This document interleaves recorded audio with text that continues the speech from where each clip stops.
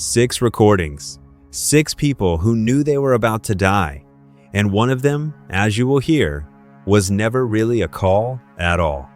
9:47 in the morning, the 11th of September, 2001, Newark to San Francisco, United Airlines Flight 93. Cece Lyles is 33, and she is working the cabin. For years before this, she wore a different uniform. She was a police officer in Florida, and by her family's account, she left that job because the sad part of it wore her down.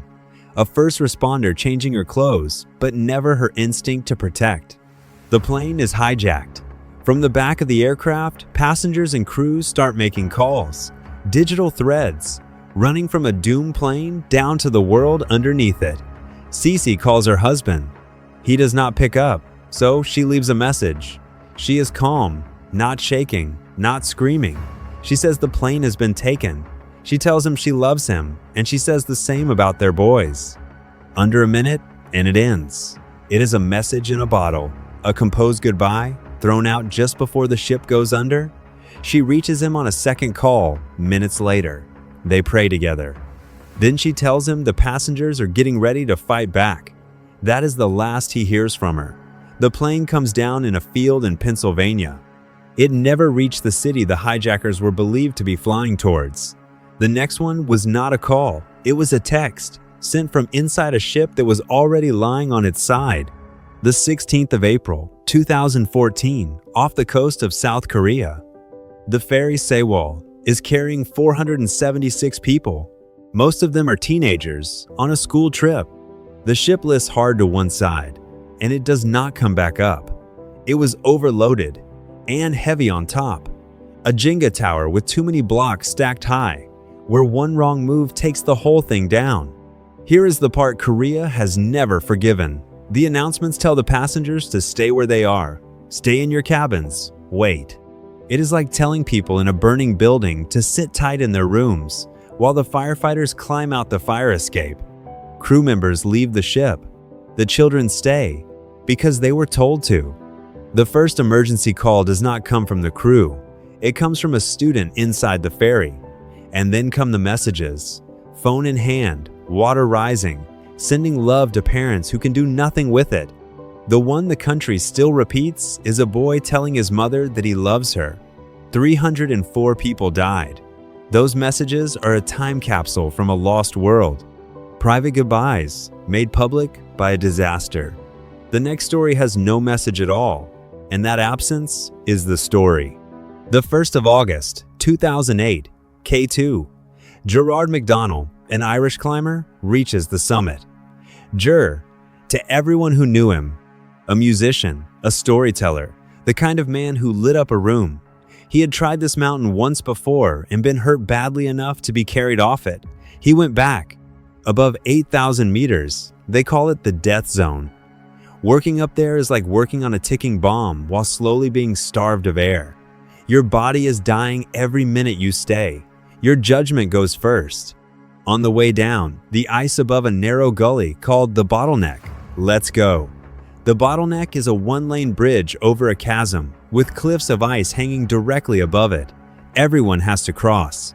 Gur and his teammates spend a night out in the open. The next day, he comes upon Korean climbers, injured and tangled in their ropes. He stops, he stays. A man who has just escaped a collapsing building, turning round and walking back inside for strangers. Later that day, another fall of ice kills him. Now, the part I promised you? There was no final phone call from Gur. He had handed his satellite phone and his camera to a teammate. The famous call from that mountain came from his expedition leader, lost, ringing home. What Gur left behind was not a voice. It was photographs. When one account suggested he had lost his mind and abandoned the rescue, the pictures on his own camera showed a man still working. The next voice went out live, on the radio, to a whole country. Moscow, October 2002. Armed Chechen militants walk into the Dubrovka Theater during a musical and take more than 800 people hostage. They want the war in Chechnya ended. Nobody in the seats is allowed to leave. For 3 days, the country watches those doors. On the last night, a hostage inside the hall gets a line out. Not to the police, to a live radio station. Her name is Anna Andrianova, and she is a journalist. On air, she tells the country that something is starting. She says the authorities are going to storm the building. She begs them not to. Minutes later, a gas is pumped into the theater. It is a surgeon removing a splinter with a sledgehammer. The gas takes everyone down without distinction, attackers and hostages alike. All of the attackers are killed, and more than 100 hostages die as well, not from the men with the guns, but from the gas and from the rescue that followed it, which was chaotic and badly prepared. Anna Andrianova is among those who did not come out. Imagine being told the only way out of a burning room is a door that opens onto a cliff. That was the choice, and it was made for them. If these are the stories you want more of, subscribe. That is the only thing I will ask you for. The next call lasted 23 minutes, and it ended without an answer. The 1st of May, 2010, just before 5 in the morning, in a gated community on Long Island. Shannon Gilbert is in her 20s. She had gone to a client's house that night. She calls 911 and she stays on the line for 23 minutes. She tells the dispatcher someone is after her. That someone is trying to kill her. She is terrified and she is hard to follow. You can hear her leave the house. You can hear her banging on doors in the dark, asking for help. Then the call ends and she is gone. That recording is the black box of a human catastrophe. Raw audio of a life coming apart, minute by minute. Here is what nobody expected. The search for her along Ocean Parkway turned up something else entirely.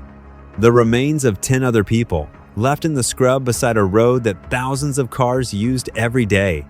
One loose thread had pulled open a killer's hidden graveyard. He is known now as the Long Island serial killer. Her own remains were found in a marsh over a year later. The official account was an accidental drowning.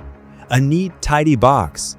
Her family never accepted it, and that 23-minute recording is the piece that is never fitted inside it. The last story is the shortest call of all. A child, a school, and 51 minutes nobody should have spent talking. The 11th of March, 2011, Okawa Elementary School in northeastern Japan. A huge earthquake has just stopped shaking the ground. Tsunami warnings are out. 108 children are at the school with their teachers. Directly behind the building, there is a hill. They do not go up it. For around 51 minutes, the adults stand and debate. It is standing in a house with the fire alarm screaming, arguing about which door to use while the smoke gets thicker. The school's disaster plan was vague about where to go. A flight plan that says fly somewhere safe, with no destination written on it. When they finally move, they move towards a raised traffic island. Near the river, the tsunami came up that river. Choosing the river was like standing on a track with a train coming and running down the track instead of stepping off it. One father, in accounts gathered afterwards, described a short phone call from his child at the school. He said he could hear screaming behind the voice. 74 of the 108 children died. So did nearly every teacher there that day. The official investigation did not satisfy the parents. They were forced to become the lead detectives in the case of their own children's deaths. 6 recordings. Not one of them was made for us. Cece Lyles used hers to say the names of her sons. A boy on a sinking ferry used his on his mother. Anna Andrianova used hers to warn a country that could not move fast enough to help her. Shannon Gilbert used hers on the only number she could think of. Nobody spent their last words explaining themselves. Every one of them reached for a person. That is the part that stays with you, not the fear, the reaching. And if you are wondering which of these 6 you will still be thinking about tonight, I suspect it will not be the one you expect.